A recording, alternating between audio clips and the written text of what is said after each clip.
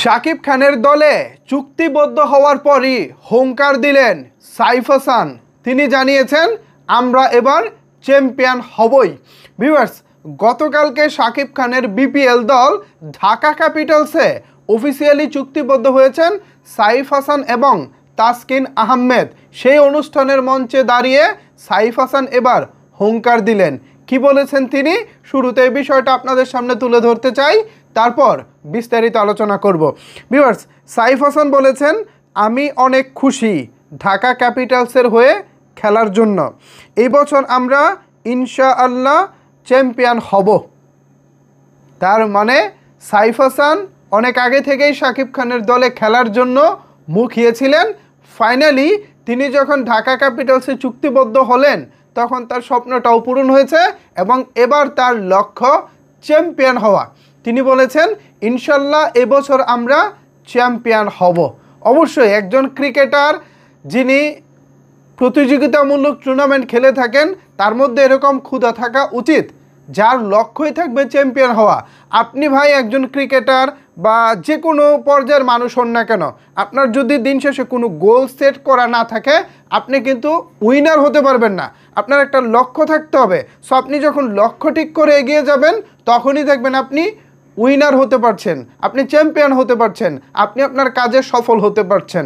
So Saif হাসানের confidence লেভেলটা দেখে আমার খুব ভালো লাগছে, বিকজ আমি নিজেও তো ঢাকা ক্যাপিটালসের একজন সমর্থক, আমি নিজেও ঢাকা বিভাগের একজন বাসিন্দা। সো সেই জায়গা থেকে ঢাকা ক্যাপিটালসের প্রতি তো এমনিতে একটা ভালো লাগা কাজ করে। আর শাকিব খান যেহেতু এখানে আছেন, সো আর নতুন করে বলার কিছু নাই, এটার মাত্রা তো আরও বহু গুণে বেড়ে গেছে।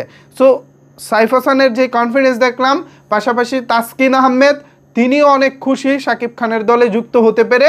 সব কিছু মিলিয়ে আগামী বিপিএলে শাকিব খানের ঢাকা ক্যাপিটালস কেমন করতে পারে বলে আপনাদের মনে হয়?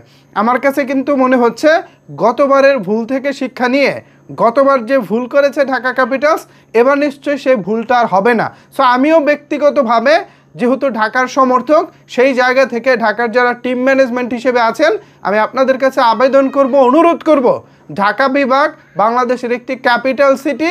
সো এই ক্যাপিটাল সিটিকে যেহেতু আপনারা দল হিসেবে নিয়েছেন, আমাদের দলটাকে ভালোভাবে গড়ার দায়িত্ব আপনাদের, আমাদের মান-ইজ্জত রাখার দায়িত্ব আপনাদের। সো আমরা যারা সমর্থক আছি আপনাদের পক্ষে আমরা চিৎকার করতে চাই, আমরা হুঙ্কার দিতে চাই, সাইফ হাসানের সুরে সুর মিলিয়ে বলতে চাই ইনশাল্লাহ এবার আমরা চ্যাম্পিয়ন হব।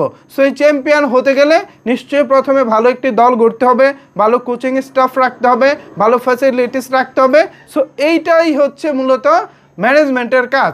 সো ম্যানেজমেন্ট আশা করি ভালোভাবেই আপনাদের দায়িত্বটা আপনারা পালন করবেন এবং দিন শেষে খেলোয়াড়রা তাদের ভালো খেলাটা মাঠে উপহার দিয়ে আমাদেরকে চ্যাম্পিয়ন করবেন বলেই প্রত্যাশা রাখছি। সো ভিউয়ার্স, এ বিষয়ে আপনারা কি বলতে চান, আপনাদের কি বলার আছে জানাতে পারেন নিচের কমেন্টস বক্সে। ধন্যবাদ সবাইকে এতক্ষণ আমার সাথে থাকার জন্য।